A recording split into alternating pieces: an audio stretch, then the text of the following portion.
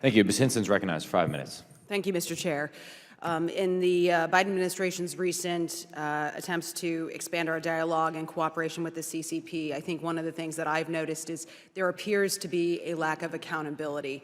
We've had some very high-profile incidents recently. Our ranking member highlighted a few of those, but I think we can all agree the status quo is too dangerous to leave in place. And the PLA has been more reactive than ever. They've been blatantly and provocatively violating our airspace. They've challenged us in the South China Sea, harassing the U.S. and allied vessels as well. So from a diplomatic standpoint, it really seems like we are sending our representatives there to court China despite these recent provocations without leaving with accountability.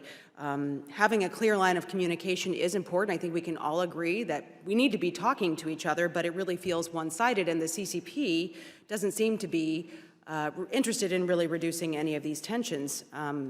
So I think really accountability is what we are looking for. We are looking for strength and a posture that matches that.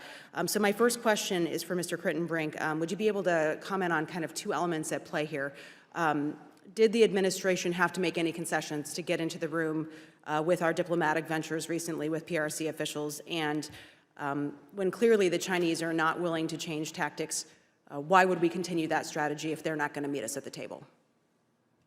Congresswoman, I can absolutely assure you, we made no concessions to get meetings. That is not how we operate. We went into these meetings with a sense of confidence and strength. We raised these issues very directly.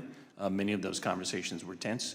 We were quite clear about what we are going to continue to do. So I think that kind of communication is important, ma'am, but I would also say what's also important, we have to continue to fly, sell, and operate anywhere international law allows, and we will continue to do so. Did the Secretary ask the Chinese authorities about these provocations in the South China Sea? Did they ask about the spy balloon? Did they try to hold them accountable for these blatant provocations to the United States? He made absolutely clear how unacceptable these actions are. Again, on the balloon, we protested the action, demanded it never happen again, then we shot it down. We also publicized the global nature of the Chinese spy balloon program. And in terms of these provocative actions, perhaps Dr. Ratner wants to respond to them as well, but the Secretary was absolutely crystal clear how unacceptable they are, how dangerous they are.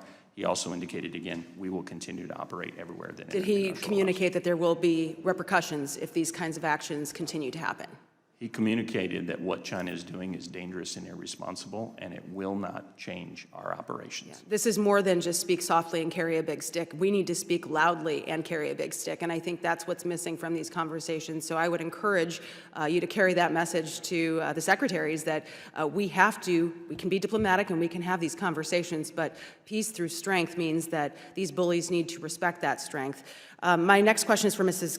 Kendler. One concern I continue to hear about from my constituents and businesses is the aggressive and continued attacks on our IP and theft there. We know it's been happening for decades, and we've really let offenders in China kind of take advantage of our lack of deterrence and consequences for that theft. And when they've gone after our tech industry, we've seen it from startups all the way up to our larger scale businesses.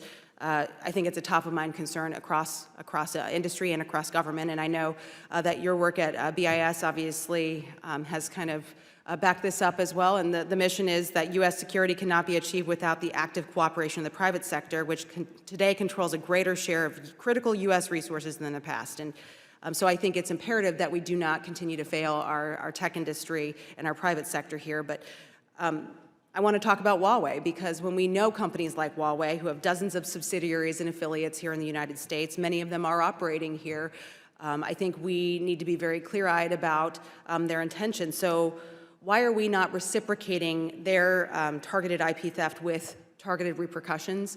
And I would ask you to elaborate on what you see as the next path and what we can maybe do as a committee to really take action there.